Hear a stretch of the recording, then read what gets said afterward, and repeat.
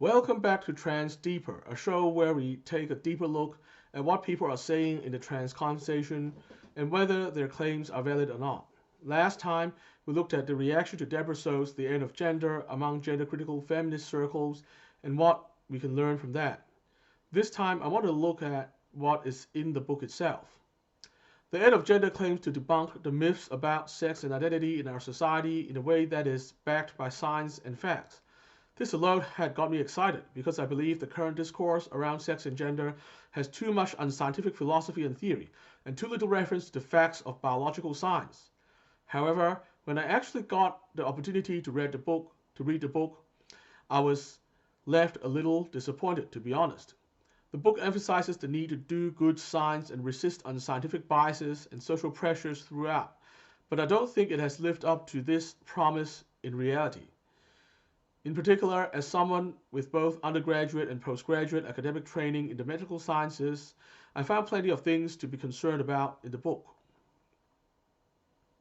Firstly, let's talk about the style of writing.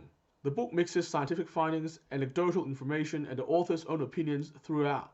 The latter two are clearly not scientific, but the book does not clearly enough demarcate what is and isn't of scientific standard, in my opinion. An even bigger problem is that it mixes plenty of culture war stories in with descriptions of the science.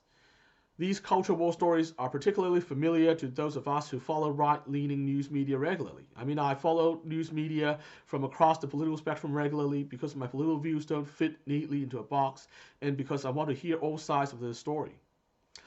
If I had wanted a greatest hits of conservative culture war stories, I would have read conservative books instead. I really think it is inappropriate to include culture war stuff in books supposedly about the science, because it would bias the overall impression readers get, even if the science presented is otherwise sound. The problem with casually mixing scientific findings and anecdotal information is that readers can get confused about what is fact and what is merely opinion. This is especially problematic since the book covered plenty of areas where research is currently relatively lacking, including gender dysphoria in childhood and non-binary gender identities.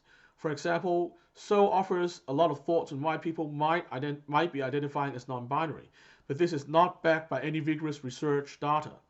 She even suggests that trans people who subsequently switch to non-binary identification sound like they are experiencing transition regret, a statement not backed up by any solid evidence, and also not consistent with what I have observed about such people in the trans community. Later on, Soh states that gender identity is flexible in children, even though this is by no means scientifically established to be true for every individual. I personally have had gender dysphoria since before age 3, and my own gender identity has been stable since the beginning, for example. The book also presents highly controversial theories as if they were fact. The biggest example of this is the Blanchard typology of trans people, which has been repeatedly challenged and debunked.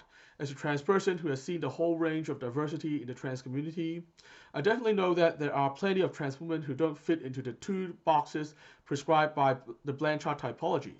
Proponents of the Blanchard typology have never satisfactorily addressed this problem, and this book is no exception. Soh also states that biological sex is defined not by chromosomes or genitals or hormonal profiles, but by gametes. However, this view is not universally accepted by scientists, and as Soh later illustrates, there are plenty of exceptions to this rule, which means that it is not a better way to define biological sex compared with chromosomes, for example.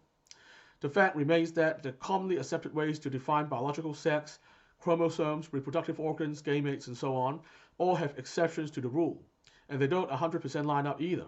Soh's rejection of this area of ambiguity is not good science, in my opinion.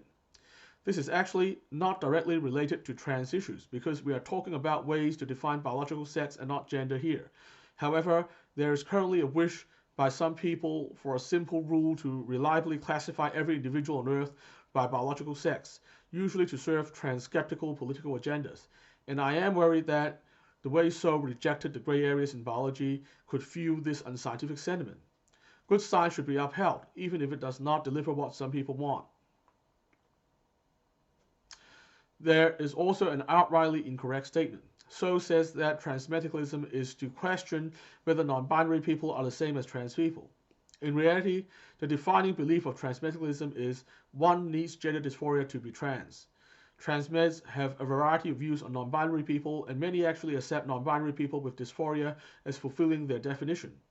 While this is not a major theme in the book, it just shows how Soh has an inadequately clear understanding of the trans community and the different stances of the various factions within the community.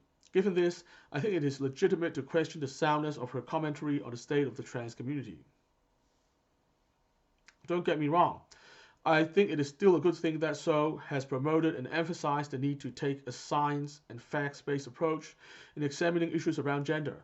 There are still plenty of things in the book that are actually scientifically sound, and this is more than can be said for many opinion pieces about gender issues these days, for example. However, if we want people to adopt a more scientific approach in their views of gender, we must start by doing good science in a consistent way. Using my academic training in the medical sciences, I judge that this book has failed to do that. That's all for today. I'll be back next time to discuss another big idea. Remember, on this show, the personalities don't matter, it's the ideas that matter. Until next time, remember to resist conformity and stay positive. Our future depends on it.